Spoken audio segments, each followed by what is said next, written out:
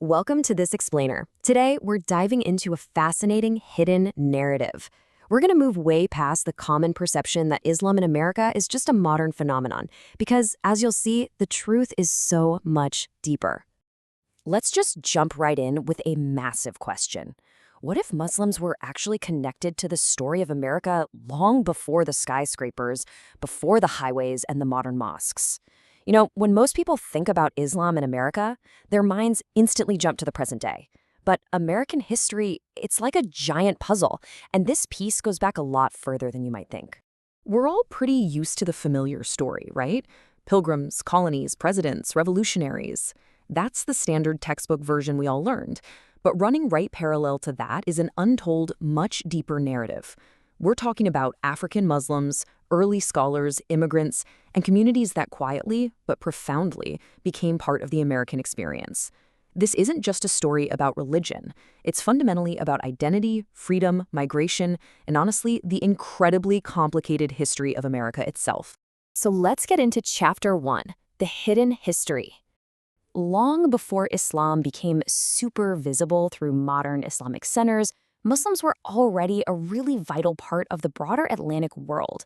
See, many Africans who were brought to the Americas through the horrific transatlantic slave trade actually came from Muslim-majority societies, or at the very least, they had strong Islamic backgrounds. Some of these individuals literally knew how to read Arabic. They had formally studied the Quran and were highly educated back in Africa. Just imagine that for a second, being taken thousands of miles away from your home, having your language, your freedom, your family completely stripped away. Yet, despite forced enslavement, they carried their faith with them. Inside their memory remains something no one could take away, their deeply held belief. Take the incredible story of Omar ibn Said, for example. Born in West Africa, he was captured and brought to the U.S. in the early 1800s, and he actually wrote an autobiography in Arabic. Omar completely defies the historical stereotypes a lot of people might hold. He could read and write in Arabic, and he used those exact skills to document his own life. His story gives historians something absolutely extraordinary, a direct Muslim voice from early 19th century America speaking to us through his own writing.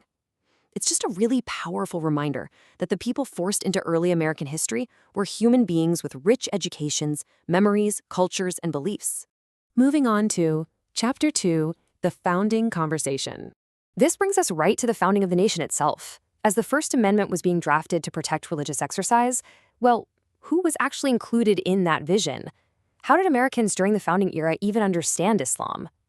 The source material shows us that historical figures actually encountered and debated Islamic ideas in some remarkably diverse ways. Some were intensely curious about Muslim societies. Some, frankly, heavily criticized Islam, while others discussed it actively as a key part of the broader conversation about religious liberty and government. It was never just a simple case of universal admiration or total rejection. It was a dynamic, evolving conversation, and that very conversation became baked right into the larger American debate about religious liberty. All right, Chapter 3, A Changing Community. Over the next few centuries, this community evolved in some pretty dramatic ways. Starting in the 1780s with those founding era debates we just talked about, we then move into the 1800s with the profound presence of figures like Omar ibn Said. Then, as we cross into the 1900s, the picture shifts completely. We start seeing increased global immigration, people arriving from the Middle East, South Asia, Europe, Africa, the whole shebang. They opened businesses, built families, and set up the very first formal mosques and Islamic centers. And finally, arriving in the 2020s, we see the result, a highly diverse, deeply embedded modern community. Over generations, Islam evolved from those early, often isolated individual stories into an undeniably American reality. Which brings us to Chapter 4, The Search for Meaning. Now, zooming back in on modern America, we face this really fascinating contrast. On one hand, we're totally surrounded by the pinnacle of modern advancements, right? Smartphones, artificial intelligence, streaming media, social networks. We live in literally one of the most technologically advanced societies in human history.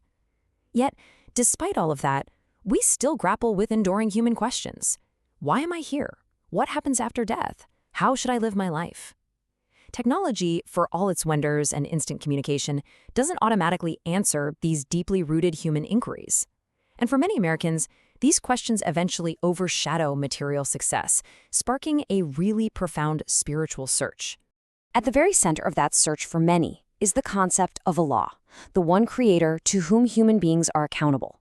This is the absolute core theological appeal of Islamic monotheism. It teaches that life isn't just random, it has a deeply meaningful, structured purpose, and human beings have an inherent responsibility. For people searching for a cohesive, structured spiritual worldview in our pretty chaotic modern society, this message of singular accountability and ultimate purpose can be incredibly resonant. But hey, it's not just about abstract theology. It's about how that belief translates into everyday reality. It manifests in daily actions. We're talking prayer, charity, fasting, honesty, discipline. In this framework, religion isn't just some intellectual exercise or, something you practice for an hour on the weekend. It transforms into a complete, disciplined way of life. It provides a moral and practical structure to the everyday, which is a massive part of its appeal for those who are seeking true, lasting life change. So how does this spiritual search actually happen today? Well, it usually unfolds in 3 pretty distinct steps. Step 1. Unprecedented access to information makes religious exploration easier than ever. Young Americans live in a world where they can access almost anything instantly. Lectures, debates, historical studies, you name it. Step 2. Individuals start studying the Quran through translations, maybe after a conversation with a Muslim friend, an academic class, or even a personal crisis. And then step 3. A deeper spiritual search for purpose really begins. Now, this technological access doesn't automatically make everyone Muslim, obviously, but it certainly opens the door for genuine curiosity and profound spiritual journeys that were way harder to embark on in previous eras.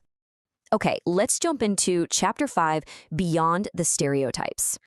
When you look past the media algorithms and the headlines, you see the true, everyday reality of this community. It's an incredibly rich mosaic. African Americans, Arab Americans, South Asians, Latino converts. And what are they doing? They're doctors treating patients, engineers building out new tech, teachers educating kids, parents just dropping their children off at school. The reality of Islam in America absolutely cannot be boxed into a single ethnicity or some explosive headline. It is characterized by ordinary people praying 5 times a day while living very ordinary, deeply diverse American lives. As we wrap up this explainer, I really want you to think about this quote. If you want to understand America, you have to understand all of its stories. The main takeaway here is that America's history isn't manufactured by just one group. It's stitched together by millions of individual stories. And right there, among those stories, are the vital narratives of Muslims who carried their faith across oceans, survived unimaginable hardships, engaged in the founding debates, built families, and became an undeniable part of the nation they now call home. Religion, after all, isn't just about statistics. It is always about people. Which brings us to our final thought for today. The story of Islam in America is still very much being written. The next chapter? Well, that might belong to a generation asking deeper questions than ever before. So, what will they discover? As they leverage all this unprecedented access to information to explore their spiritual purpose and untangle the complexities of their identity, what are they going to uncover about our shared American story next? I'll leave you to ponder that one. Thanks so much for joining me on this explainer, and keep asking the big questions.